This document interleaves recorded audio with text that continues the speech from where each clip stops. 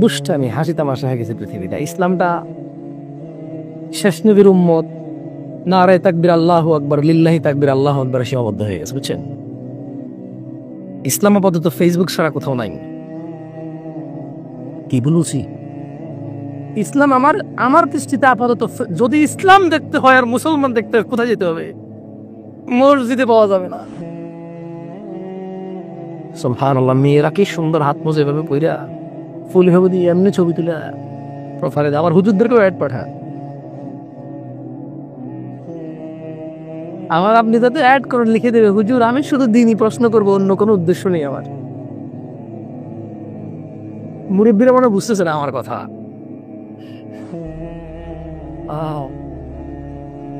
যারা আপনারা ফেসবুক চেনেন না, ভালো হয়েছে চেনেন নাই, তবে আফসোস আপনারা চেনেন নাই।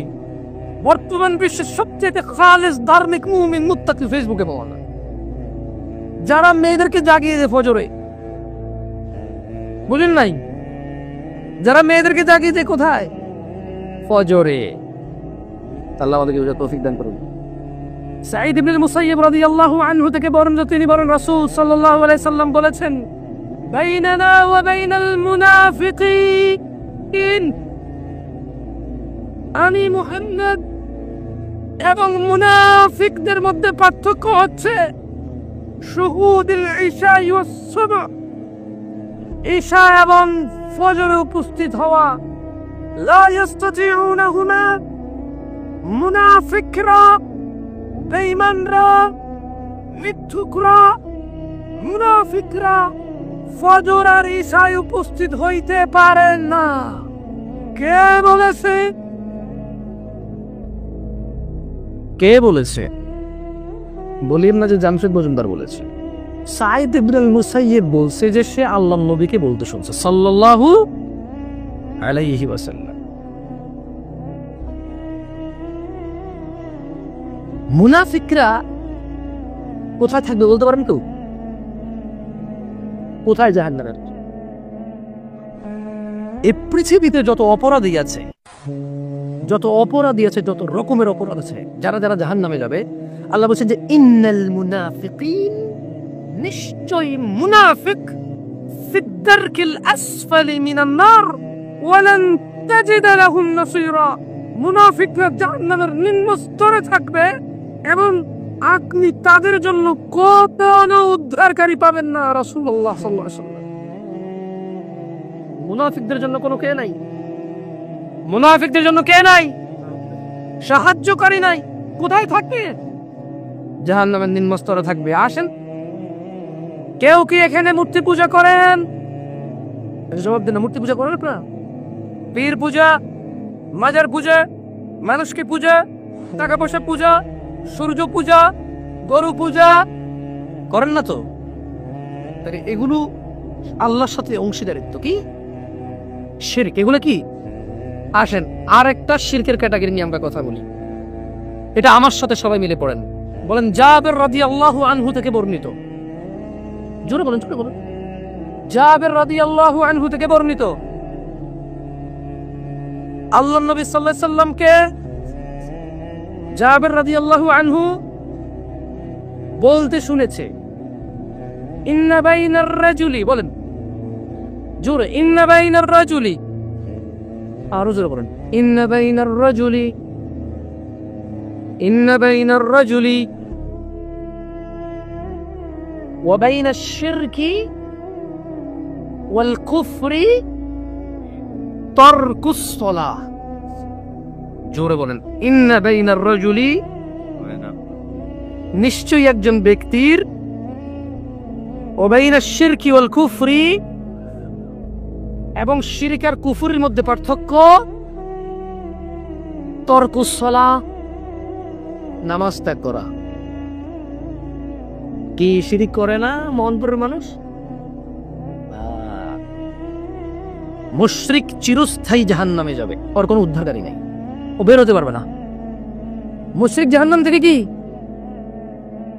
বাকি, সে ক্ষমা চেয়ে মারা গেলে আল্লাহ জানে, সে জানে, আমরা তো আর জানি না। আমরা জানি সো কাউকে এখন ধরেন কেউ নামাজ পড়ে না, আপনি বললেন যে তুই মুশরিক, বলার দরকার নেই। ওকে, আবার হাদিসকে ভুলভাবে নিয়েন না, শুধু নিজেকে সংশোধন করেন। ঝড় বৃষ্টি, ক্ষুধা, সুখ, দুঃখ, আনন্দ, বেদনা, এমন কোন পরিস্থিতি নেই যে পরিস্থিতিতে আপনি নামাজটা করতে পারবেন। আজকে কারা কারা ফজরে যাবেন? কারা ফজরের ইশায় যেতে পারে না? কারা ফজরের নামাজে যেতে পারে না? কেন যেতে পারে না? কষ্ট হয়। কেন যেতে পারে না? কষ্ট হয়। আল্লাহ নবী সাল্লাল্লাহু আলাইহি ওয়াসাল্লাম ব্যক্তি শিরক আর কুফরের মধ্যে পার্থক্যকারী কি? ব্যক্তি শিরক এবং কুফরের মধ্যে পার্থক্যকারী কি? সালাত। পরিশেষে আমি মোহনপুরের মানুষকে বলতে চাই, 50, 60, 70, 80, 90, 40, 20, 30, 25 যার যত বয়স হয়েছে, যত ধরনের অপরাধ হয়েছে হয়েছে, কোরআনুল কারীমের একটা আয়াত বলে আমি বক্তব্য শেষ করতে চাই, দেখেন আপনার কাজে আসে কিনা। ওয়াল্লাহি এই একটা আয়াত আপনার পুরো জীবনের সমস্যার সমাধান করতে পারে। আল্লাহ সূরা ফুরকানে বলছেন, ইল্লা মান তাব, অতঃপর যে তওবা করে। কি করে? কি করে? কি করে? ওয়া আমানা, ঈমান আনে। কি করে? ওয়া আমিলা আমালান সালিহা, এবং সৎকর্ম করে। কি করে? ফাউলাইকা ইউবাদদিলুল্লাহু সাইয়্যাতিহিম হাসানাত, আল্লাহ তার সমস্ত গুনাহকে নেকিতে পরিবর্তন করে দেবেন। সুবহানাল্লাহ। আপনাদের অপরাধ যা হয়েছে এগুলা কি অপরাধ নিয়ে মরে যাবেন? না। নাকি তওবা করে ঈমান এনে ভালো কাজ করে সমস্ত গুনাহ মাপ তো পাবেন। এগুলো সবগুলাকে নেকি হিসেবে আল্লাহর সামনে নিয়ে উপস্থিত হবেন। সিদ্ধান্ত আপনাদের হাতে। আকুলু কওলি হাযা ওয়াস্তাগফিরুল্লাহ লি ওয়া লিসাইরিল মুমিনিন ফাস্তাগফিরুহু ইন্নাহু হুয়াল গফুরুর রহিম। আমি আল্লাহর কাছে দোয়া করি আমার জন্য এবং আপনাদের জন্য, আল্লাহ আমাকে ক্ষমা করুন, আপনাদের সবাইকে ক্ষমা করুন। কেউ নেই তোমার পরেও, কেউ থাকবে না, তুমিও থাকবে না। তারা কারো কাছে গিয়েছে। তারা কার কাছে গিয়েছে? আচ্ছা, আল্লাহ কিন্তু এই যে আল্লাহর কাছে নিয়ে যায়, এখানে একটা কারো আছে। আল্লাহ বলছেন যে ফাযাক্কির, ও মুহাম্মদ ইবনে আব্দুল্লাহ সাল্লাল্লাহু, ফাযাক্কির, এদেরকে আপনি উপদেশ দিন। ইন্নাকা আনতা মুযাক্কির, অতএব আপনি একজন উপদেশদাতা মাত্র। লাস্তা আলাইহিম বিনুসাইতির, আপনি এদের কারো কর্ম নিয়ন্ত্রক নন। ইল্লা মান তাওয়াল্লা ওয়া কাফার, অতঃপর যে মুখ ফিরিয়ে নিল সত্য থেকে। ফায়ুআযিবুহুল্লাহুল আযাবাল আকবার, যে সত্য থেকে মুখ ফিরিয়ে নিল, যে আল্লাহর আদেশ থেকে নিজেকে পিছিয়ে নিল, যে আল্লাহর আদেশ থেকে নিজেকে অবাধ্য করলো, ফায়ুআযিবুহুল্লাহুল আযাবাল আকবার, আল্লাহ তাকে কঠোর দণ্ডে দণ্ডিত করবেন। কিভাবে? ইন্না ইলাইনা ইয়াবাহুম, নিশ্চয় এদের প্রত্যাবর্তন আল্লাহর দিকে। সুম্মা ইন্না আলাইনা হিসাবাহুম, অতঃপর এদের সবার হিসাব কার কাছে? ইত্তাকিল্লাহ ইয়া নাস, আল্লাহকে ভয় করো। ইয়া নাস, আল্লাহকে ভয় করো। তোমার এই হাত যা দিয়ে তুমি অন্যায় করো তা রব দিয়েছে বলেই তো ছুতে পারো। রব যদি এটা না তুই তার, তোমার একটা বস যদি বলো চা নিয়ে আসো, তুমি নিয়ে আসো। যদি বলো যে মগদা নিয়ে আসো, নিয়ে আসো। অফিসটা ঝাড়ু দাও, তুমি দাও। গ্লাসটা বন্ধ করো, এসিটা লাগাও, গাড়ির দরজাটা খুলে ফেলো, আমার মালগুলো বাসায় দিয়ে আসো। হ্যাঁ শোনো, কালকে 9টা উপস্থিত থাকবা। এটা করি কিনা আমরা? সামান্য 20,000 টাকা বেতন দেয়। কতটুকু? 20,000 টাকা। অথচ রব তোমাকে নিঃশ্বাস দিয়েছে, 60টা বছরের জীবন। সুবহানাল্লাহ। বলো বলো, তুমি একটা সেকেন্ড কিনতে পারবে?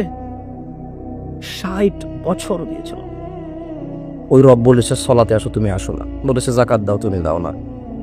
বলেছে নম্র থাকো, তুমি থাকো না। বলেছে ভদ্র থাকো, তুমি থাকো না। বলেছে তলিবুল ইলম ফরিদাতি আলা কুল্লি মুসলিমিন ওয়া মুসলিমা। বলেছে দিন, আল্লাহ সম্পর্কে জ্ঞান অর্জন করা ফরজ, অনিবার্য, অত্যন্ত একেবারে খালাস। There is no other option. কোনো অপশনই নেই। এটা ফরজ, এটা জরুরি, এটা অনিবার্য, এটা লাগবেই লাগবেই।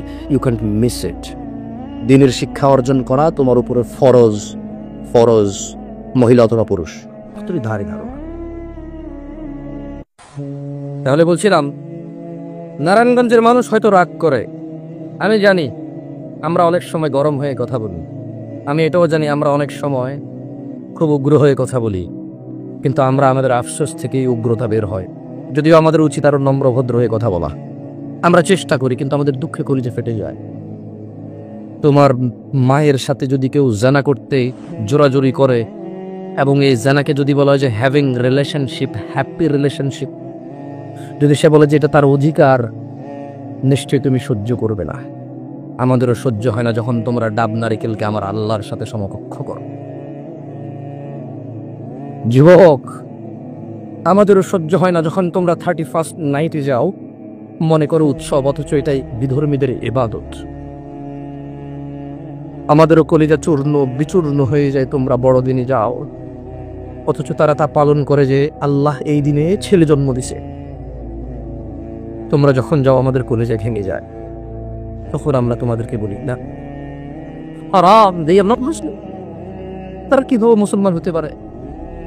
একজন আনন্দ করছে যে আল্লাহ ছেলে জন্ম দিছে, সেই আনন্দে সে আনন্দিত হচ্ছে, গান বাজাচ্ছে, মদ খাচ্ছে, ফুল দিচ্ছে, অনুষ্ঠান করছে, কেক কাটছে, নতুন জামা কাপড় পরিধান করছে। আর তুমি বলছো যে লাম ইয়ালিদ, তিনি জন্ম দেয়নি, ওয়ালাম ইউলাদ, তিনি জন্ম নেয়নি। এই কথা বলার পরে তুমি উৎসব করতে গেলে আল্লাহর সন্তান হয়েছে এই উৎসবে। তুমি যখন এটা করো আমাদের কলিজা ভেঙে যায়, তখন আমরা আবল তাবল বলা শুরু করি, তখন আমাদের কলিজা ভেঙে যায়। যুবক, সহ্য হয় না তুমি যখন বলো যে আল্লাহ ছেলে জন্ম দিছে আর তুমি আনন্দিত সেই খবরে, সহ্য হয় না। তাই আমরা আবল তাবল বলি, ফেসবুকে খুলে, লাইভ খুলে, ওয়াজের মাঠে বলি। তোমরা মনে করো আমরা উগ্র না, আমরা উগ্র নেই, আমাদের সহ্য হয় না। শেখ হাসিনাকে কিছু বললে যেমন আওয়ামী লীগ নেতার সহ্য হয় না, খালেদা জিয়াকে কিছু বললে যেমন বিএনপি নেতার সহ্য হয় না, যেমন হৌস, কুতুব, পাক, দরবার, দরগা, দুর্গা, এদেরকে কিছু বললে ওদের অনুসারীদের সহ্য হয় না, ঠিক তেমনি যখন কেউ বলে যে আল্লাহ সন্তান জন্ম দিয়েছে সেই উৎসবে সে আনন্দিত, অথচ সে নিজেকে মুসলিম বলে, আমাদের সহ্য হয় না, আমাদের সহ্য হয় না। তুমি তো শিরিক খুঁজে পাও না। তুমি চিন্তা করছো যে কিভাবে শিরিক করি, লা ইলাহা ইল্লাল্লাহ বলি, ওয়া আন্না মুহাম্মাদুর রাসূলুল্লাহ বলি, নামাজ পড়ি, রোজা রাখি, আমার বাবা হজ করেছে, আমরা উমরা করেছি, এখন কোরআন পড়ি, কিভাবে শিরিক করি? এই যে তুমি যখন বললে আল্লাহ সন্তান জন্ম দিয়েছে, তুমি আনন্দিত হয়েছে ওদের সাথে গিয়ে, তুমি মনে করলে যে ধর্ম যার যার উৎসব সবার না। I agree with this. আমার নাম জামশেদ মজুমদার, আমি বড় হয়েছি সৌদি আরবে, আমি মানুষগুলোকে সাক্ষী রেখে আমি একমত, ধর্ম যার যার, উৎসব সবার, আমি একমত। কিভাবে? যদি উৎসবটা হয় উৎসবটা যদি ধর্মকেন্দ্রিক না হয়। বুঝাতে পারেনি মনে হয়। আমার প্রতিবেশী হিন্দু, তার বোনের বিয়ে, আমি শুকরও খাই না, আল্লাহ ব্যতীত অন্য কিছু দিয়ে জবাই করলে তা খাই না। সে আমাকে বললো জামশেদ তুই আসিস, আমি স্কিপ করতে পারছি না। অবশ্য তো আমার সম্পর্ক রাখা লাগতেছে, কেন? আমি ওকে আল্লাহ সম্পর্কে বলতেছি না, আমি ওর দুর্গা পূজা দেখতে যাইনি। মানে এটা একটা আল্লাহ, এই যেটা মাটি এটা আল্লাহ, এটা সন্তান দেয়, রিজিক দেয়, এটা এভাবে আমি ওটা দেখতে যাই। আমার রবের সাথে শিরিক হচ্ছে, ওটা আমি আনন্দ খাই, আমি ছাগল গোস্ত খেতে যাই। ও আমার বন্ধু, আমার প্রতিবেশী, ওর হক আছে আমার উপর, আমার হক আছে। ও আমাকে দেখে বলে জামশেদ কেমন আছিস? হ্যাঁ দোস্ত ভালো আছে, তোর কি খবর? ভালো। বলে যে আমার বোনের তো দিয়ে, তোরা আমাদের প্রতিবেশী, আমরা একা এখানে 5-7টা পরিবার, তোরা সহকারে যদি না থাকিস কীভাবে কী হবে, আসিস। আমি বললাম যে ঠিক আছে, চেষ্টা করি। আমি যাইনি, হয়তো কোনো কারণবশত আমার অন্য কোনো কাজ ছিল, আমার যাওয়ার ইচ্ছে ছিল, যাইনি। ও আমার জন্য মুড়ি পাঠালো, চিড়া পাঠালো আমার ঘরে। আমি বলবো না যে ফেরত নিয়ে যাও, আমি এটা গ্রহণ করবো। মুড়ি চিড়া আল্লাহ আমার জন্য হালাল করছে, এটা কেউ হারাম করতে পারবে না। এটা কে হালাল করছে আমার জন্য? অ্যাজ এ প্রতিবেশী আমি সেটা নিলাম, কিন্তু আমি যাইনি। আমার মানে আল্লাহ যিনি আরশে আযীমের উপর সমাসীন, মানে এভাবে মাটি দিয়ে কেউ, গরু দিয়ে, ছাগল দিয়ে কেউ বললো, এটাকে শ্রদ্ধা করলো, আমি ওখানে দেখতে গেলাম ছাগল বস্তু খাইতে, আমি ওরকম মুসলিম হইনি। আমি টোটালি এগ্রি, ধর্ম যার যার, উৎসব সবার। পূজা এটা শুধু উৎসব নয়, এটা ধর্মীয় উৎসব। এটা কি উৎসব? বড়দিন এটা শুধু উৎসব নয়, এটা ধর্মীয় উৎসব। 31st নাইট এটা শুধু উৎসব নয়, এটা ধর্মীয় উৎসব। আমি বুঝাতে পারি না। যেমন আমার জুমা কি শুধু ইবাদত নাকি আনন্দের ইবাদত? কোরবানি কি শুধু ইবাদত নাকি আনন্দের ইবাদত? রমাদানে ঈদের 2 রাকাত নামাজ আর খুতবা এটা কি শুধু আনন্দ নাকি ইবাদত? আমার ঈদ যদি শুধু আনন্দ না হয়ে ইবাদত হয়, আমার কোরবানি যদি শুধু গোশত খাওয়া না হলে ইবাদত হয়, আমার জুমা চতুর্দিক থেকে ছুটি, মানুষের মনে যেন একটা ছুটি, সুবহানাল্লাহ। কোম্পানি 1000 কোটি টাকার মালিক বলছে যা শুক্রবার ছুটি, যা ऐश कर एंजॉय योरसेल्फ, এটা একটা আনন্দ।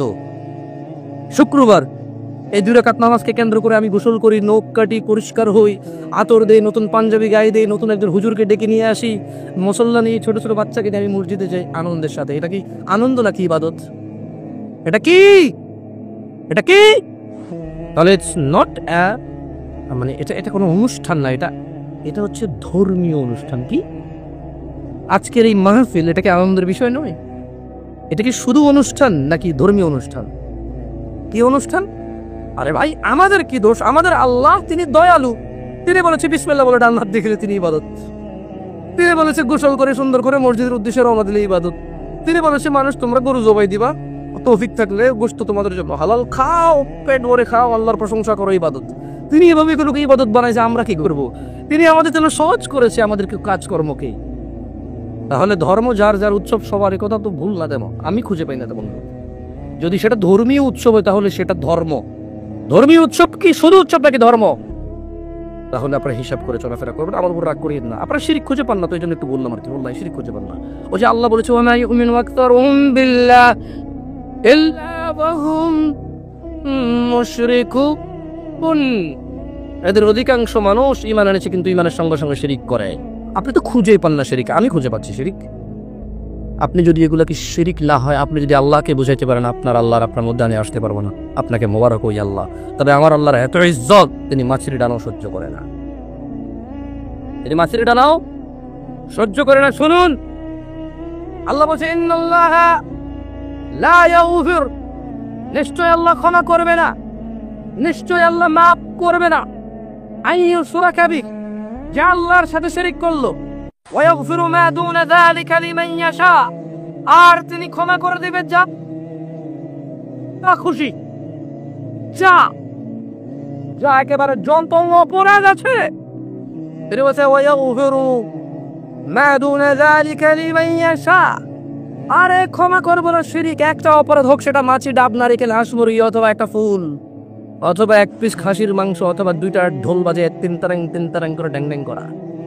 তিনি বললো ক্ষমা করবো না রে। তিনি বলেন ওয়া ইয়াগফিরু মা দুনা যালিকা লিমান ইয়াশা, আল্লাহ বলছে যে আমার ব্যাপার, যা খুশি বা ক্ষমা করবে। পুরো পৃথিবী পরিপূর্ণ পাপ নিয়ে, এটা আল্লাহর ব্যাপার। কার ব্যাপার?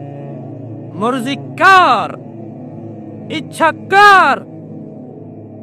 আল্লাহ বলছে যে ওয়া মান ইউশরিক বিল্লাহ, যে আল্লাহর সাথে শিরক করলো, ফাকাদ দাল্লা দালালান বাঈদা, যে আল্লাহর সাথে শিরক করলো সে সবচাইতে পথভ্রষ্ট হলো। শুনুন দিনী ভাইরা, আল্লাহকে ভয় করুন।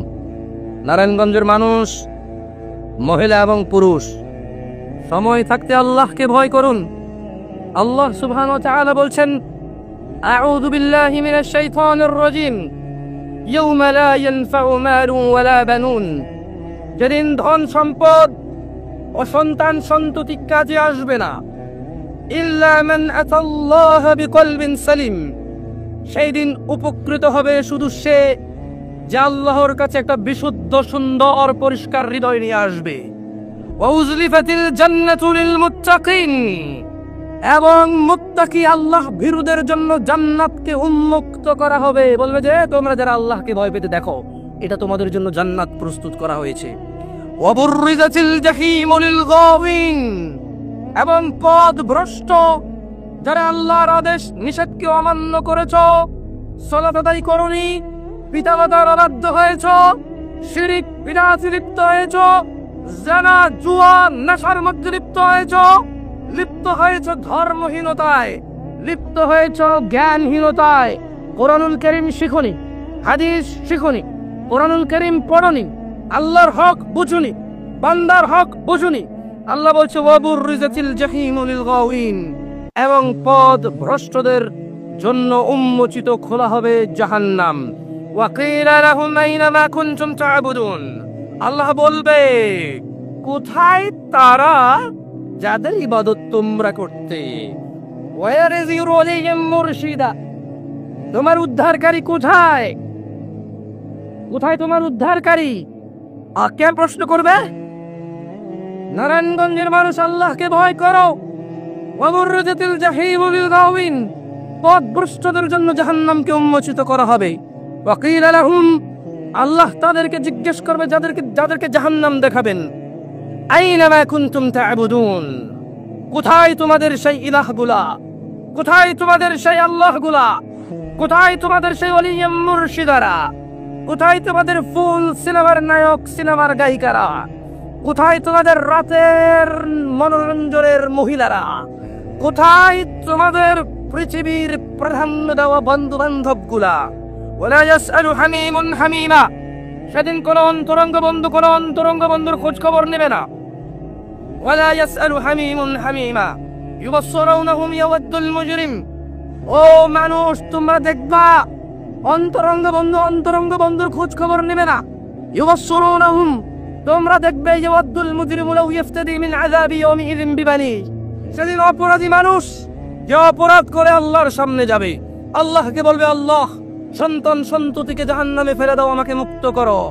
ওয়া সাহিবাতিহি ওয়া আখি, বলবে আল্লাহ স্ত্রী এবং ভাইকে জাহান্নামে ফেলো, আমাকে মুক্ত করো। ও ফাসিলাতিহি আল্লাতী তুই, তার জ্ঞাতি গোষ্ঠী যারা অন্যায় করলে তাকে আশ্রয় দিত, বলবে আল্লাহ জ্ঞাতি গোষ্ঠীকে জাহান্নামে ফেলো, আমাকে মুক্ত করো। ওয়ামান ফিল আরদি জামিআন সুম্মা ইউনজি, অতঃপর এই পুরো পৃথিবী আর পৃথিবীতে যা আছে সবকিছু দিয়ে বলবে, আল্লাহ এগুলো সবগুলোকে জাহান্নামে ফেলো, আমাকে মুক্ত করো।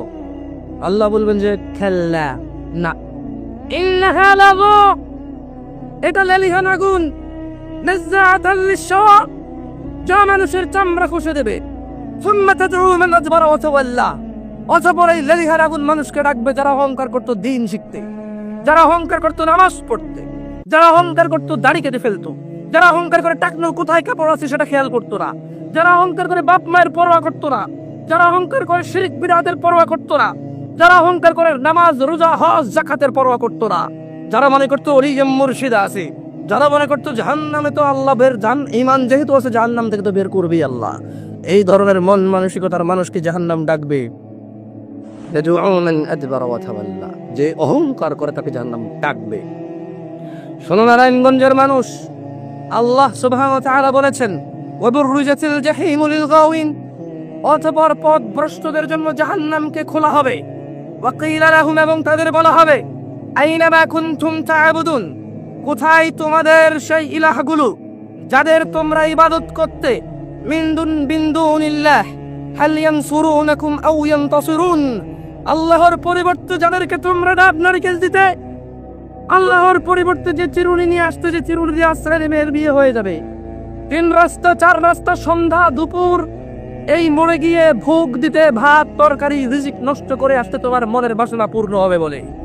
কোথায় তোমার সেই টিয়া ফাঁকি যার কাছে গিয়ে বলতে চাকরি কবে হবে? কোথায় তোমার সেই হযরত যার কাছে প্রতিদিন যেতে তোমার বরকতের জন্য?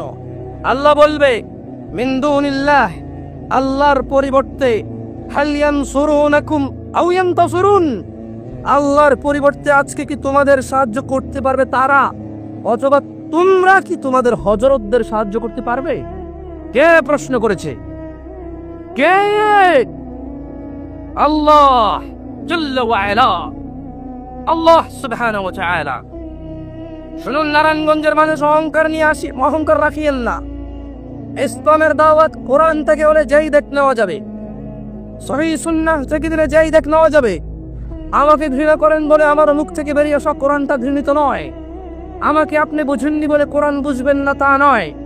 নারায়ণগঞ্জের জনসাধারণের উদ্দেশ্যে আমি বলে যাচ্ছি, আল্লাহ বলছেন, ফাকুবকিবু ফিহা হুমুল গাওয়িন, হুমুল গাওয়ুন, অতঃপর তাদেরকে এবং পথভ্রষ্টদেরকে জাহান্নামে নিক্ষেপ করা হবে অধোমুখী করে।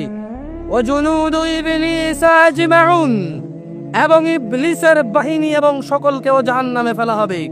ক্বালু, তারা সেখানে, ওয়াহুম ফিহা ইয়াখতাসিমুন, এই জাহান্নামবাসীরা জাহান্নামে বিতর্কে লিপ্ত হবে। বিতর্কে লিপ্ত হয়ে বলবে, তাল্লাহি ইন কুন্না লাফি দালালিম মুবিন, আল্লাহর শপথ আমরা তো পথ ভ্রষ্টতায় নিমজ্জিত ছিলাম। কিন্তু তখন কাজে আসবে না। মনে রাখবেন, জাহান্নামে প্রবেশ করে যদি নিজেকে নিজে প্রশ্ন করেন যে আফসোস আমরা তো পথ ভ্রষ্টের অন্তর্ভুক্ত ছিলাম, কোনো কাজে আসবে না। আজকে নারায়ণগঞ্জের আল ইকরামা ফাউন্ডেশনের এই মঞ্চে বসে এখন যদি মনে মনে চিন্তা করেন, ছি ছি আফসোস, আমি তো বড় পথভ্রষ্টতায় আল্লাহ দ্রোহিতায় মেতে উঠেছি, এই কথা কাজে আসবে। এই কথা বলে যদি আল্লাহকে ইবাদত করেন, যদি আল্লাহের স্মরণ করেন এবং আল্লাহর দিকে ফিরে আসেন, অন্যায় অপরাধ ছেড়ে দেন, মনে রাখবো নারায়ণগঞ্জের মানুষ, জাহান্নামে প্রবেশের পরে তোমার আফসোস তোমার কাজে আসবে না। জাহান্নামে প্রবেশের পরে তোমার হাই হুতাশ তোমার কাজে আসবে না। আজকে এই মাঠে বসে, ঘরে বসে, রাস্তায় চলে, বিছানায় ঘুমিয়ে যদি চিন্তা করো, আফসোস আমি তো আল্লাহকে যথাযথ মর্যাদা করছি না, আল্লাহ আদেশের পরোয়া করছি না, নিষেধের পরোয়া করছি না। ওয়াল্লাহি যদি তুমি আজকে এটা চিন্তা করো যে আমি তো আল্লাহকে যথাযথ মর্যাদা করছি না, আল্লাহকে যথাযথ মর্যাদা করা আমার উচিত, আল্লাহকে আমি যথাযথ মর্যাদা করছি না, তোমার এটা কাজে আসবে ইনশাআল্লাহ। সবাই বলো, আল্লাহ আমাদেরকে ক্ষমা করো, আল্লাহ আমাকে ক্ষমা করো, আল্লাহ আমাকে ক্ষমা করো। সবাই নিজের জন্য দোয়া চাও। আমি একজনে তোমার জন্য দোয়া চেয়ে শেষ করতে পারবো না, আমার নিজেরই অনেক অসুবিধা, এগুলো নিয়ে আল্লাহর সাথে অনেক কথা আছে আমার। তোমার অসুবিধা তুমি বলো, ছেলের কি হয়েছে, মেয়ের কি হয়েছে, ছেলে কি হয়েছে, মেয়ে কি হয়েছে, কিছুই হচ্ছে না, চাকরি অথবা ব্যবসা, সুস্থতা অথবা ধন সম্পদ, ইজ্জত সম্মান অথবা আল্লাহর সন্তুষ্টি, তোমার জন্য তুমি নিজেই চাও। বলো ইয়া আল্লাহ, ইয়া আল্লাহ, ইয়া আল্লাহ, আরশের মালিক, আকাশের মালিক, রাত ও দিনের মালিক, জান্নাত জাহান্নামের মালিক, ইয়া আল্লাহ, অন্তরকে পরিবর্তনকারী, আপনি আমাদের অন্তরকে ইসলামের উপরে গেড়ে দিন। এই দোয়াটাই সবসময় করো। নারায়ণগঞ্জের মানুষ, তোমাকে বলেছি না, আল্লাহ কোরআনে বলেছে জাহান্নামকে উন্মুক্ত করা হবে পথভ্রষ্টদের জন্য, তাদেরকে ওখানে ফেলা হবে, তারা বিতর্কে লিপ্ত হবে, বলবে ওফো আমরা তো একেবারেই পথভ্রষ্ট ছিলাম রে, কোনো কাজে আসবে না। আজকে এই মাঠে যে যেখানে শুনছো এই বক্তব্য, মনে রাখবা তোমার রব তোমাকে সুযোগ দিয়েছে জীবিত রেখে। ওয়াল্লাহি এই জীবনের চাইতে বড় নিয়ামত আর কি হতে পারে? বেঁচে আছো বলেই তো আজকে এখানে উপস্থিত হতে পেরেছো, বেঁচে আছো বলেই তো ক্ষমা চাইতে পারবে, বেঁচে আছো বলেই তো সুবহানাল্লাহি ওয়া বিহামদি সুবহানাল্লাহিল আযীম বলতে পারবে। মা ও বোনেরা, বেঁচে আছেন বলেই কিন্তু আফসোস এবং ইতস্ত হওয়ার সুযোগ রয়েছে। দিনী ভাই এবং চাচারা, বেঁচে আছেন বলেই কিন্তু আল্লাহর কাছে নিজের অপরাধ সম্পর্কে অপরাধগুলোকে নেকিতে পরিবর্তন করার সুযোগ রয়েছে। তোমাদের রব তোমাদেরকে বলছে, নারায়ণগঞ্জের মানুষ, ইত্তাকিল্লাহ ওয়া কুলু কাওলান সাদীদা, আল্লাহকে ভয় করো এবং সদা সত্য কথা বলো। ইউসলিহ লাকুম আ'মালাকুম, যদি তুমি আল্লাহকে ভয় করে সত্যবাদী হও, আল্লাহ তোমার কাজকর্মকে সংশোধন শুদ্ধ করে দেবে। ওয়া ইয়াগফির লাকুম যুনুবাকুম, তোমাদের গুনাহ ক্ষমা করে দেবে। ইয়া নারায়ণগঞ্জের মানুষ, তোমাদের রব বলছে, তোমাদের রব বলছে, কুল ইয়া ইবাদিয়াল্লাযীনা আসরাফু আলা আনফুসিহিম লা তাকনাতু মির রাহমাতিল্লাহ। এ নারায়ণগঞ্জের মানুষ, তোমাদেরকে তোমাদের রব দেখে বলছে, কুল বলুন, ইয়া ইবাদিয়াল্লাযীনা আসরাফু, ইয়া ইবাদিয়াল্লাযীনা আসরাফু আলা আনফুসিহিম। তোমাদের রব তোমাদেরকে গড়ে সবাইকে ডেকে বলছে, হে আমার বান্দারা, তোমরা যারা নিজেদের উপরে জুলুম, অন্যায়, অত্যাচার, পাপ করেছো, লা তাকনাতু মির রাহমাতিল্লাহ, তোমরা আল্লাহর দয়া থেকে নিরাশ হয়ো না। সুবহানাল্লাহ, সুবহানাল্লাহি ওয়া বিহামদিহি সুবহানাল্লাহিল। নারায়ণগঞ্জের মানুষ, কি রব পেয়েছো? কি রব পেলে বললো যে লা তাকনাতু মির রাহমাতিল্লাহ, আল্লাহর দয়া থেকে নিরাশ হয় না। ইন্নাল্লাহা ইয়াগফিরুয যুনুবা জামিআ। আল্লাহ আল্লাহ আল্লাহ বলছে যে আল্লাহ তোমাদের সব গুনাহ ক্ষমা করে দেবে। 70 বছরের গুনাহ আল্লাহ বলছে হ্যাঁ যুনুবা জামিআ, 100 বছরের গুনাহ, 50 বছরের বেনামাজি, 70 বছরের জিনাকারী, 100 বছরের মদখোর, একেবারে জীবনও আল্লাহর কাছে না আসা মানুষটাও আল্লাহ বলছে ইয়াগফিরুয যুনুবা জামিআ, সব গুনাহ ক্ষমা করে দেব। কে ক্ষমা করবে? কে ক্ষমা করবে? আল্লাহ। কিভাবে ক্ষমা করবে আল্লাহ? এবারে আপনারা কি শিখতে চান কিভাবে এইসব গুনাহ ক্ষমা হবে? শিখাবো। না, আমি শিখানোর আসলে ক্ষমতা রাখি না, আল্লাহ শিখিয়ে দিছে। সুবহান আল্লাহ প্রথমে বলল, হে তোমরা যারা নিজেদের উপর জুলুম করেছো, অত্যাচার করেছো, অত্যাচার, লা তাকনাতু মির রাহমাতিল্লাহ, আল্লাহর দয়া থেকে নিরাশ হও না। কেন? ইন্নাল্লাহা ইয়াগফিরুয যুনুবা জামিআ, আল্লাহ তোমাদের সব গুনাহ ক্ষমা করে দেবে। কিভাবে? এবার আল্লাহ বলছেন অন্য একটা আয়াতে, ইল্লা মান